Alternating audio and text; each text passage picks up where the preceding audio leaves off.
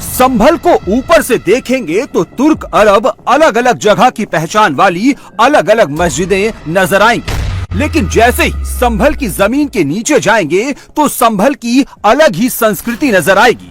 वो आकृति जो सैकड़ों हजारों साल से संभल की पहचान रही है और ये पहचान अब बाहर निकल कर आने लगी है। सियासत में संभल को देखने का नजरिया बिल्कुल अलग है, लेकिन धार्मिक निगाहों से संभल को देखेंगे तो संभल में कदम कदम पर धर्म ही धर्म नजर आएगा। के लक्ष्मणगंज इलाके में एक पुरानी बावड़ी नुमा स्ट्रक्चर जो है वो प्रशासन ने खुदाई के दौरान बरामद किया है। दरअसल प्रशासन यहां पर एक कुएं की खुदाई के लिए पहुंचा था और आपको तस्वीरें देखी तो उस खुदाई के दौरान यहां पर बावड़ी नुमा स्ट्रक्चर जो है वो प्रशासन को मिला है। दरअसल राजस्व विभाग के रिकॉर्ड में भी यहां पर बावड़ी का स्ट्रक्चर मेंशन है और अब यहां पर तकरीबन 3 से 4 छोटे छोटे कमरे मिले हैं। ये पूरा स्ट्रक्चर है, लेकिन अभी इसकी जो है पूरी तरह से खुदाई नहीं हो पाई है क्योंकि स्ट्रक्चर काफी बड़ा बताया जा रहा है, जिसके चलते एहतियात बरतते हुए ऊपर की जो मिट्टी को बुलडोजर से हटाया जा रहा है। उसके बाद बावड़ी के अंदर जो है वो मैनुअली खुदाई मजदूरों से करवाई जाएगी ताकि पूरा मलबा और मिट्टी निकालने के बाद पूरी तस्वीर साफ हो सके कि स्ट्रक्चर कितना पुराना है, कितना बड़ा है और कितने एरिया में ये फैला हुआ है और खासतौर पर बात कि इसका इतिहास जो है कितना पुराना है। ये चंदौसी का लक्ष्मणगंज मोहल्ला है। कभी यहाँ पर हिंदुओं की आबादी ज्यादा थी, फिर वक्त बदला, हिंदुओं की निशानी जमीन में दफन होती चली गई, लेकिन जब योगी सरकार का बुलडोजर चला तो सारा सच जमीन फाड़ कर बाहर आ गया। ये 150 साल पुरानी रानी की बावड़ी है। एक एक बनावट, एक एक आकृति इसका इतिहास खुद बता रही है। ताज्जुब की बात है कि प्लॉटिंग कर दी गई और बावड़ी की बात मिट्टी में दबा दी गई। संभल जिले के चंदौसी तहसील में है और यहाँ पर लक्ष्मणगंज इलाके में जो बावड़ी नुमा पूरा स्ट्रक्चर मिला है वो आपको तस्वीरें हम अंदर से दिखा रहे हैं कि आप देखिए कि कितना पुराना ये स्ट्रक्चर है और इस स्ट्रक्चर के अंदर की भी हम आपको तस्वीरें दिखाएंगे कि किस तरीके से ये पुराना स्ट्रक्चर जो है वो बना हुआ है। और आप तस्वीरें देखेंगे तो देख के आपको अंदाजा लगेगा कि कितना पुराना ये स्ट्रक्चर है। दरअसल यहाँ पे बताया जा रहा है कि ये 400 वर्ग मीटर में पूरा स्ट्रक्चर बना हुआ था और अभी 231 जो वर्ग मीटर है वो ही एरिया खुला हुआ है, बाकी पर अवैध कंस्ट्रक्शन जो है वो हो चुका है। काफी पुराने समय में जिस तरीके से नक्काशी का इस्तेमाल किया जाता था, ये दरवाजे बनाए जाते थे, जो ये पिलर बनाए जाते थे, वो पूरा स्ट्रक्चर आपको देखने को यहाँ पर मिल जाएगा। फिलहाल अभी तक यहाँ पर 3 से 4 दरवाजे इस तरह के मिल चुके हैं। प्रशासन का कहना है कि तकरीबन 2 मंजिल और ये नीचे दबा हुआ है और नीचे जो है संगमरमर की नक्काशी वगैरह भी की हुई है। दरअसल प्रशासन के सूत्रों का भी ये कहना है कि जो बेलारी की महारानी थी उनकी ये बावड़ी हुआ करती थी और उन्हीं के शासन के समय में ये बनवाई गई थी। 1857 में बनवाई गई थी, कुछ लोगों का दावा है। फिलहाल तस्वीरें दूसरी तरफ की भी मैं आपको दिखाऊंगा कि किस तरीके से एक के बाद एक अंदर कनेक्ट होती ये पूरी बावड़ी है और एक एक तस्वीर आपको यहाँ पर देखने को साफ मिल सकती है। तो तस्वीरें आप देख रहे हैं, ये तस्वीरें जो हैं उस बावड़ी की है जो संभल के लक्ष्मणगंज इलाके में खुदाई के दौरान जिला प्रशासन ने बरामद की है। फिलहाल अब इसकी खुदाई की जा रही है। बावड़ी का अभी आधा सच भी सामने नहीं आया है। बावड़ी के सच को बाहर निकालने के लिए लगातार खुदाई चल रही है। 30 मजदूर और 2 बुलडोजर को काम पर लगाया गया है। मजदूर फावड़े से खुदाई कर रहे हैं और बुलडोजर से मलबा निकाला जा रहा है। जो इसका इतिहास के बारे में तो बात हुई, कुछ लोगों का कहना है 1857 की, कई लोगों का कुछ और कहना है, लेकिन ये दवा क्यों दी गई? इसको भी अभी देखना पड़ेगा क्योंकि जब पता चला तो यहाँ पे पूरा मिट्टी से भरा हुआ था, ऊपर कोई स्ट्रक्चर नहीं दिख रहा था, लेकिन जब ये कागजों में दर्ज था तो हमने दिखवाया तो फिर नीचे स्ट्रक्चर निकलने लगा।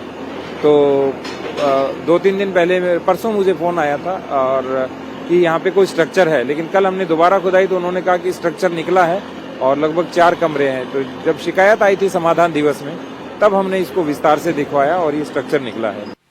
रानी के बावड़ी के आसपास जितने मकान हैं सब मुसलमानों के हैं। ताज्जुब की बात है कि यहाँ किसी को नहीं पता था कि संभल का इतना बड़ा सच छिपाया गया है, इतिहास को दफनाया गया है। पुराना ही है, पौराणिक ही देखने से लग रहा है और विडम्बना इसे कहा जाएगा कि इस तरह के ऐतिहासिक स्थल को और बिल्कुल जो है विरुद्ध कर दिया जाए, इसका रूप ही परिवर्तित कर दिया जाए, विडम्बना है।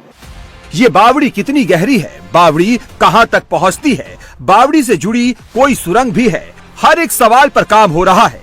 दावा तो यहां तक किया जा रहा है कि बावड़ी के अंदर एक तहखाना है और इस तहखाने में बड़ा खजाना हो सकता है।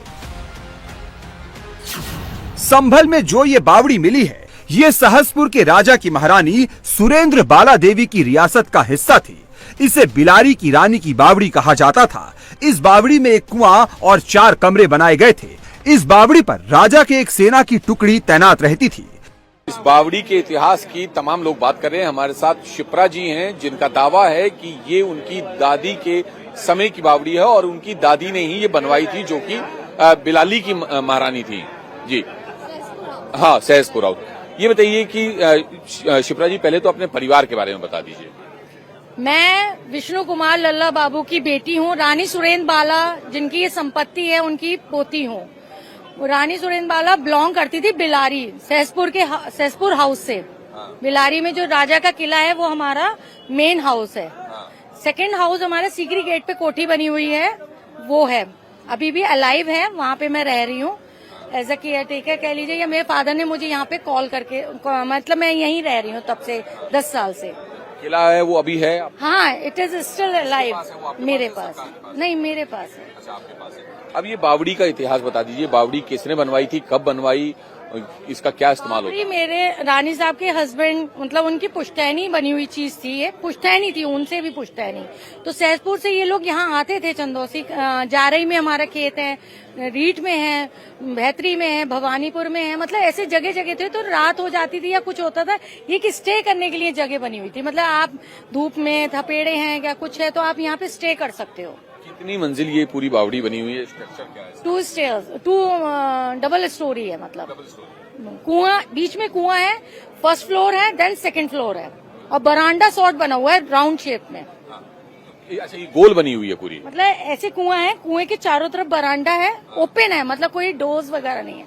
देन फिर आप एक स्टेयर अप चढ़ोगे, देन फिर जहां ये रानी की बावड़ी मिली है, इसके ठीक 150 मीटर की दूरी पर बाके बिहारी मंदिर का मुद्दा भी सामने आया था।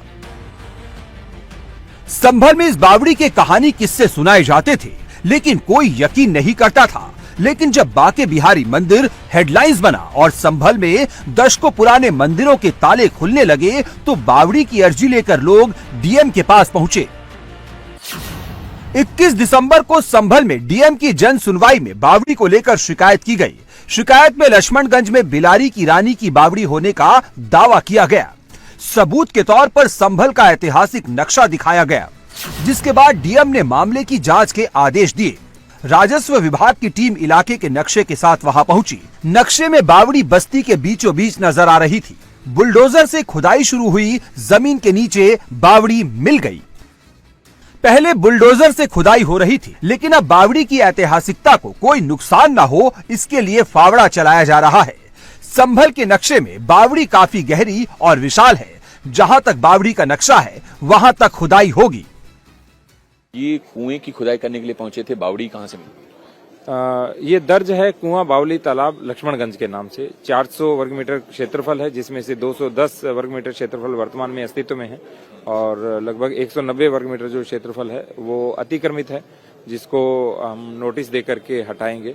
और कहते हैं कि ये 150 से 200 वर्ष पहले ये बावली बनी थी, और जो बिलारी के राजा थे उनके नाना या उनसे भी एक आगे की पीढ़ी ने बनवाई थी। नीचे के जो 2 तले बताते हैं मार्बल के हैं, और ऊपर का जो तला है वो ईंटों का बना हुआ है। तो ये जल संरक्षण का एक महत्वपूर्ण स्थान भी है, स्रोत भी है, तो इसको हम सुरक्षित भी कराएंगे। और तालाब, बावड़ी, कूप, इन पर जो अतिक्रमण जो भी होता है वो अधिकार किसी को नहीं है, तो ड्यू प्रोसेस फॉलो करके उसको हटाएंगे। पूरा एरिया कितना था और अब कितना अतिक्रमण में है? 400 वर्ग मीटर क्षेत्रफल था, वर्तमान में जब पैमाइश की तो 210 वर्ग मीटर क्षेत्रफल आया। बाकी जो है अवैध कब्जा है, ये क्या कुछ? हाँ, अवैध कब्जा है, वो हटाएंगे। तो ये क्या डेमोलिश किया जाएगा? 100% डेमोलिश होगा। तालाब, बावली है, कुएं, उन पर कोई बना नहीं सकता है। संभल के 68 में से 6 तीर्थ और 19 कुएं मिल चुके हैं। अभी भी संभल में 62 तीर्थों की पहचान होनी बाकी है। इसके अलावा उन 36 पुरों और 52 धर्मशालाओं की भी तलाश की जा रही है, जिनकी तलाश पूरी हो चुकी है। शंखनाद होने लगा है, घंटियों की आवाज सुनाई देने लगी है, भंडारा लगना शुरू हो चुका है। जिनको लगता था कि ऐसा कभी नहीं हो पाएगा, जिनको लगता था कि ऐसा कभी देख नहीं पाएंगे, अब वो खुली आंखों से देख रहे हैं।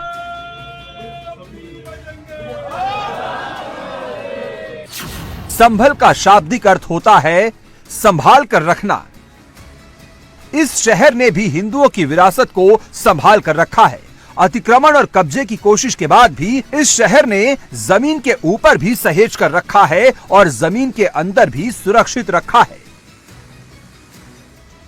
ऐसे ही संभल के संभाले गए शिव मंदिर में शनिवार को रुद्रावतार हनुमान का जयकारा लगा और बजरंग बली को चोला चढ़ाया गया।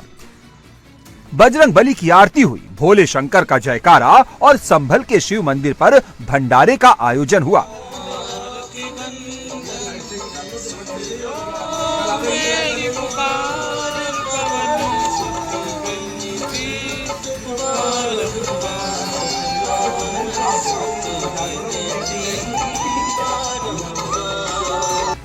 इस भंडारे का आयोजन प्रशासन नहीं बल्कि मंदिर में आने वाले श्रद्धालु और स्थानीय नागरिकों की मदद से करवाया गया। इस दौरान भंडारे में शामिल होने के लिए संभल के कोने कोने से लोग पहुंचे और प्रसाद ग्रहण किया। भजन कीर्तन के साथ श्रद्धालु झूमते नजर आए।